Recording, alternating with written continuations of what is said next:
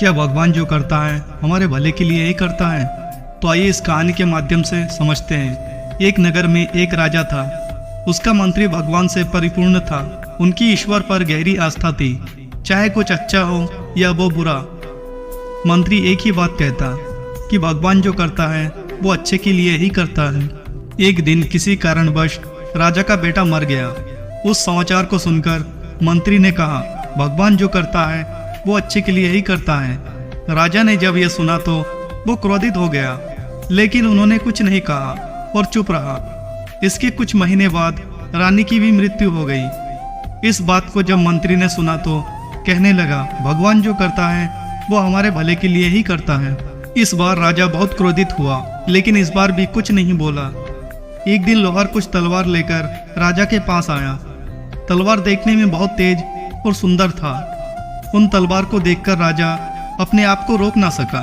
राजा ने तलवार को लेकर उसकी धार जांचने के लिए गए। तलवार चलाते हुए राजा की एक उंगली कट गई। इसे देख सभी लोग चिल्लाने लगा, अरे कोई जाओ और वैद्य को बुलाओ, राजा की उंगली कट गया है और उसमें से बहुत खून निकल रहा है। तभी मंत्री बोल पड़ा, ईश्वर जो कुछ भी करता है वो हमारे भले के लिए ही करता है। बस फिर क्या था, राजा का दबा हुआ क्रोध भड़क उठा। राजा ने तुरंत आदेश दिया अपने सैनिकों को कि जाओ और जाके इस मंत्री को हमारे राज्य की सीमा से बाहर कर दो। मंत्री ने तब भी यही कहा, भगवान जो करता है हमारे भले के लिए ही करता है।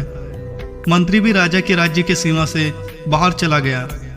इसे बीते एक अरसा हो गया था। एक दिन राजा अपनी पत्नी के साथ शिकार खेलने जंगल में गया। जंगल में एक जंगली सुअर का पीछा करते समय राजा एक घने जंगल में गिर गया। राजा का साथी राजा से बहुत पीछे रह गया था। उस घने जंगल में एक जंगली समूह भी रहता था। समूह के मुखिया हर साल एक मनुष्य की बलि माँ काली को दिया करता था। इस कारण से समूह के सभी लोग जंगल में मनुष्य की खोज कर रहा था। खोजते खोजते उन्हें सुबह से शाम हो गई और अब जंगल में अंधेरा भी हो चुका था। समूह के लोग रात्रि होने के कारण मशाल जला लिया। मशाल जलता देख राजा ने मशाल की ओर बढ़ने लगा। जैसे ही राजा मशाल के पास पहुंचा, तब समूह के लोग राजा को पकड़ लिया और उन्हें उचित स्थान पर ले आए। बलि की सारी व्यवस्था तैयार थी। तब पुजारी ने कहा, उस आदमी को मेरे सामने लेकर आओ। तब राजा को लाया गया। पुजारी ने राजा से पूछा, हे राजन, क्या आपका पुत्र जीवित है? तब राजा ने कहा, मेरा पुत्र बहुत पहले ही मर चुका है। ये सुनकर पुजारी ने सोचा, मृत्यु सामने देखकर ये झूठ बोल रहा है। पुजारी ने फिर से पूछा, क्या तुम्हारी पत्नी जीवित है? तब राजा ने कहा, नहीं, वो भी मर चुका है। ये सुनकर पुजारी को लगा कि ये आदमी आधे पैर वाला व्यक्ति है। फिर पुजारी को संदेह हुआ, कहीं ये व्यक्ति मरने के भय से झूठ तो नहीं बोल रहा है। फिर पुजारी के कहने से कुछ लोग उस राजा के सारे कपड़े उतार दिए और उसके शरीर का निरीक्षण करने लगा। तब पुजारी ने देखा कि राजा का एक उंगली कटा हुआ है और नियम के अनुसार किसी व्यक्ति के शरीर से कोई अंग कटा हो तो उसे बलि नहीं दी जा सकती। पुजारी निराश होकर उस राजा को छोड़ने का आदेश दे देता है और राजा सीधा अपने महल आ जाता है। राजा आदेश देता है कि जाओ तुम लोग और ढूंढो मेरे मंत्री को और उसे लेकर मेरे सामने हाजिर करो। जब तक मेरा मंत्री दरबार में नहीं हाजिर होता, तब तक मैं अन्न और जल ग्रहण नहीं करूंगा। राजा की जिद को देखकर दरबार के सभी लोग उस मंत्री को ढूंढने के लिए निकल पड़ता है।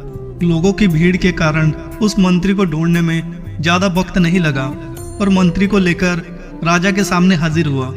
मंत्री राजा के पास लौटा तो राजा ने उस मंत्री को अपने पास बैठाया और जंगल की सारी घटना बताई। तब मंत्री फिर से कहने लगा, भगवान जो करता है हमारे अच्छे के लिए ही करता है। फिर राजा ने मंत्री से कहा, जब मैं तुम्हें अपने राज्य की सीमा से बाहर निकाल रहा था, तब भी तुम यही कह रहे थे कि भगवान जो करता है अच्छे के लिए ही करता है। लेकिन मुझे ये समझ में नहीं आया कि इस मामले में भगवान की दया कहाँ पर है। तब मंत्री ने कहा, देखिए महाराज, आप जब भी शिकार करने के लिए जाया करते थे, मुझे अपने संग ले जाया करते थे, लेकिन उस दिन आपकी उंगली कट गई और आप मुझे अपने राज्य से बाहर निकाल दिया। यदि आप मुझे अपने साथ शिकार के लिए लेकर जाते, इस स्थिति में आपकी उंगली कटने के कारण आप तो बच जाते, लेकिन मेरा क्या होता? मुझ पर ये ईश्वर की दया नहीं तो क्या है? अब आप ही बताइए महाराज, क्या मैं गलत कह रहा हूँ कि भगवान जो करता है हमारे अच्छे के लिए ही करता है?